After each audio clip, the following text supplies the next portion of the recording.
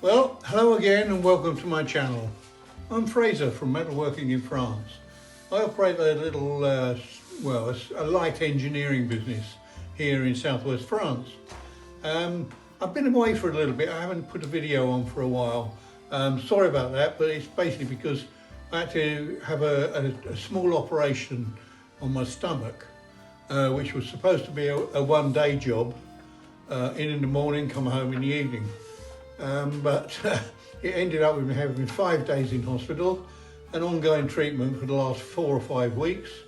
And then I'm still going on for about another month afterwards before I get clear of the hospital, or hopefully get clear of the hospital visits.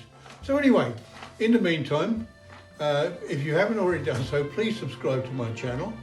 And I've got a little job on today, because I'm still very restricted as to how much work I can actually do as far as weight's concerned. And obviously I can't spend too much time in the workshop here working because I get tired very easily.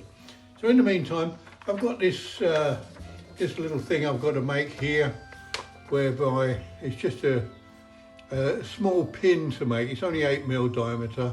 It's got an M5 hole in the end, and then it's turned down at this end to 5mm, I think it is. I can't see from the camera obviously, but and there's a circlip groove here and another circlip groove there. So shouldn't take me too long. Nice little job, just get me back into working mode. Okay, so follow me in the next couple of frames and see how this job runs on. Here you can see I've drilled the tapping size hole in the end of the spindle, 4.2mm, and I'll just let the tap itself go into the thread, into the hole, putting the thread in there, and then reverse the lathe. It's just pushing the tap back out again. So that's coming out quite nicely. Nice little thread. It hasn't gone in very far, 10 to 15mm, that was deep enough. So now we start turning down the spindle diameter, the 5mm diameter I need to turn down.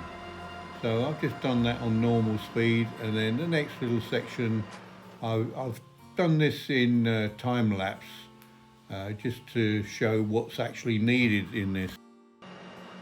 And here we have the final operation. I'm just putting in the circlip undercut, circlip groove. It's about 0.8 of a millimeter width on it. It's only got to go in about, less than half a millimeter, just to give me enough to put a circlip on.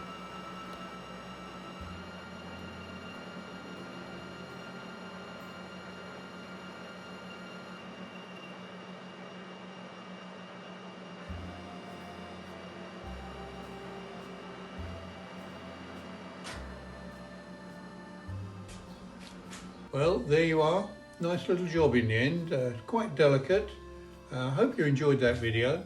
I'll try and zoom in on this. If I can't get it to focus properly by zooming in, I'll forget that idea and I'll take a close-up photograph of it. So you can see that there's a circlip groove here, just short of the end of that, and another one down at this end. So let's see if I can zoom in on that, because as I say, the camera will try and focus on my face rather than on the item I'm putting in front of it. But you should be able to see it okay. As I say, we've got 8mm for this diameter, 5mm here with a slight negative tolerance on it, just to take it so that it's just minimally below 5mm. There's a bearing or something similar that will go on the end of it, I would imagine. So that'll go on there, then a circlip in that end, and something else on this end, I assume, with a circlip. And in the end here, we've got an M5 thread. It only goes in about 10 to 15mm, so that's it obviously is not taking a lot of weight. Anyway, hope you enjoyed that video.